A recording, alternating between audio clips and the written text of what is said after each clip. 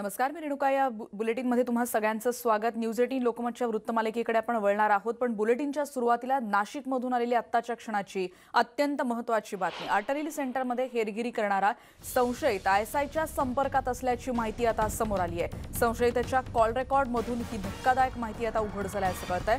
Fighter एअरक्राफ्टसह गोपनीय जागांच्या छायाचित्रांची त्यांनी माहिती पाठवली होती आणि गेल्या 4 दिवसांपूर्वी संशयिताला ताब्यात घेण्यात आलं होतं. या संशयिताकडून 5 सिम कार्ड्स आणि 3 मोबाईल्सही हस्तगत करण्यात आल्याची माहिती कळते.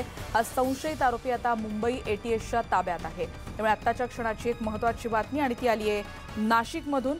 आत्ताची माहिती कळते त्यानुसार आर्टलरी सेंटरमध्ये हेरगिरी करणारा संशयित आयएसआयच्या संपर्कात असल्याची माहिती आता समोर आल्याचं कळतंय.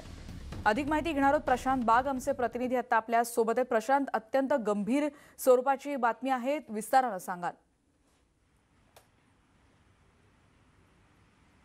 अवघा 7वीचं पर्यंत शिक्षण झालेला हा युवक आणखीन या ठिकाणी आर्टिलरी सेंटरमध्ये हा टाकी बसवण्याचं काम करणारा एक मजूर होता. अवघ्या 8 दिवसामध्ये त्याचं काम सुद्धा संपणार होतं आणि याच ठिकाणी काम करत असलेल्या या युवकाला व्हॉट्सअपवर गेल्या काही दिवसांपासून संपर्क होत होते आणि त्या संपर्कातनं त्याच्या वेगवेगळ्या एक पाकिस्तानचा आणि एक दुबईच्या अशा 2 व्हॉट्सअप ग्रुपमध्ये त्याला जॉईन करण्यात आलं आणि याच ठिकाणी त्याने आर्टिलरी सेंटरच्या बाहेर एका तोफेच्या बाहेर काढलेला एक फोटो सुद्धा पाठवला आणि यानंतर सुद्धा आतल्या कॅम्पसमध्ये अनेक काही फोटो घेताना तो सापडला आणि त्याला तातडीनं देवळाली पोलिसांच्या ताब्यात देण्यात आलं आणि यानंतर अनेक धक्कादायक गोष्टी उघडकीस यायला सुरुवात झाली. आपल्याला माहिती आहे की याच आर्टिलरी सेंटरची जे आपल्या भारतीय सैन्य दलाचं सगळ्यात मोठं तोफखाना दळ, वैमानिक प्रशिक्षण केंद्र आणि लष्करीचा मोठा तळ या ठिकाणी आहे आणि याच ठिकाणचे जर का छायाचित्र कुठे जात असेल, इथली सुद्धा रेकी यापूर्वी सुद्धा बिलाल उर्फ जुंदा याने सुद्धा केली होती आणि याचमुळे अनेक धक्कादायक गोष्टी समोर येत आहे. का लॅटिट्यूड किंवा लोकेशन सुरू करून फोटो काढल्यामुळे या जागेचं लोकेशन सुद्धा हे पोचतंय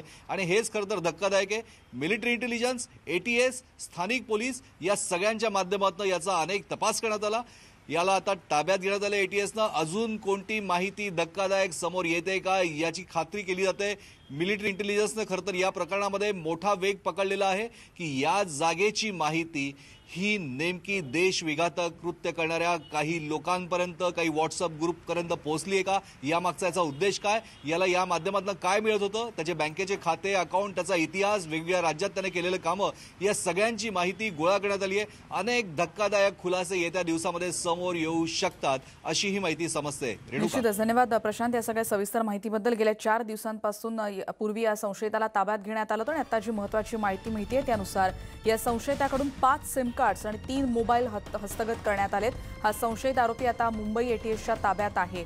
अजून कोण याच्या संपर्कात होतंय, त्याच्या कॉल रेकॉर्डमधून आणखीन या सगळ्याची पाळंमुळं शोधण्याचं काम आता एक मोठं काम आता एटीएस करणार आहे. नाशिकच्या आर्टलरी सेंटरमधून हेरगिरी करणारा संशयित आयएसआयच्या संपर्कात असल्याची माहिती आता उघड झाली. आत्ताच्या क्षणाची माहिती नाशिकमधून आलेली ती म्हणजे संशयिताच्या कॉल रेकॉर्डमधून आता धक्कादायक माहिती मिळायला सुरुवात होतीये. फायटर एअरक्राफ्टसह गोपनीय जागांच्या छायाचित्रांची माहिती त्यांना पाठवली होती असं देखील आता यातून उघड होतंय. हिंदी मला हिंदी भाषा येत नाही, मी तुम्हाला या विकत नाही. गेले 20 तासापेक्षा जास्त कालावधी इथं बसून आहे.